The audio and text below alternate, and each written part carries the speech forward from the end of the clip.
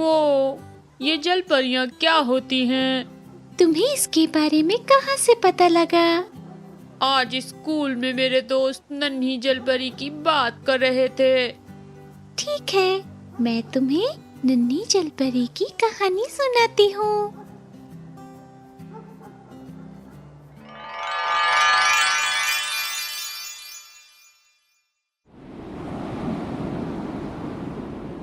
एक समय की बात है, एक समुद्र के नीचे महल था, जहाँ एक राजा अपनी 5 बेटियों के साथ रहता था। किसी को समुद्र के ऊपर जाने की इजाजत नहीं थी जब तक वह 15 साल की ना हो जाए। राजा की सबसे छोटी बेटी बहुत सुंदर जलपरी थी। उसका नाम एरियल था।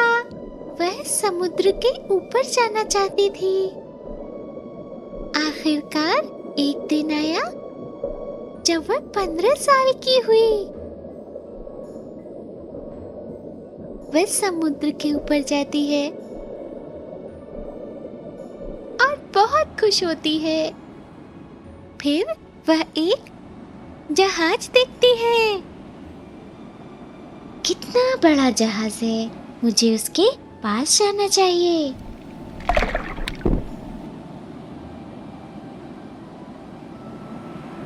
वह जहाज के पास जाती है और देखती है उसमें एक सुंदर राजकुमार बैठा है। तभी अचानक समुद्री तूफान आता है। जहाज डूब जाता है,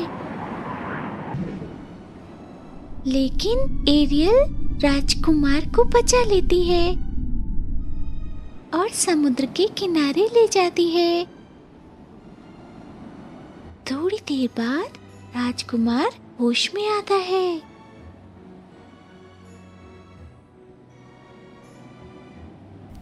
तब तक एरियल समुद्र के नीचे चली जाती है। राजकुमार के सैनिक राजकुमार को ढूंढते हुए आते हैं और राजकुमार को महल में ले जाते हैं। नन्ही जलपरी को राजकुमार से प्रेम हो गया था। वह रोज समुद्र के ऊपर आती और राजकुमार के आने का इंतजार करती, लेकिन राजकुमार नहीं आया। एरियल राजकुमार को ढूंढने के लिए धरती पे जाना चाहती थी, लेकिन वो एक जलपरी थी, समुद्र से बाहर नहीं जा सकती थी। फिर उसे एक तरकीब सूझी और वह समुद्री जादूगरनी के पास गई।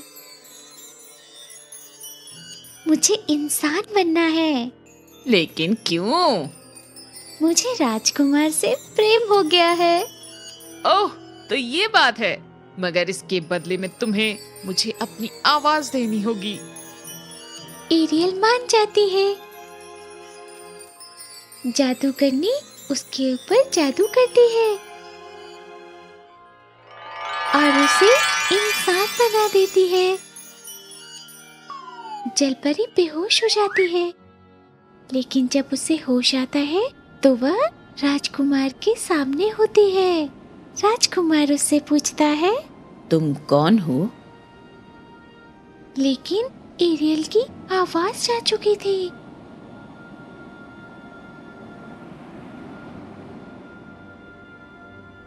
राजकुमार अब एरियल को अपने महल में अपने साथ रखता, एक अच्छे दोस्त की तरह। राजकुमार ये नहीं जानता था कि एरियल ने ही उसकी जान बचाई है और वो उससे प्रेम करती है।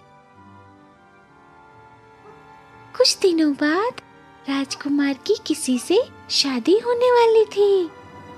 अब न तो नन्ही जलपरी समुद्र में जा सकती थी और न ही राजकुमार के पास रह सकती थी।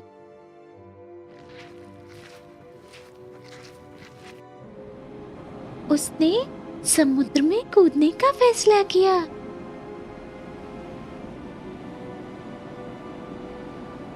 जब वह समुद्र में कूदती है तो समुद्र में नीचे जाने के बजाय वो आसमान में उड़ने लगती है और बादलों की दुनिया में पहुंच जाती है।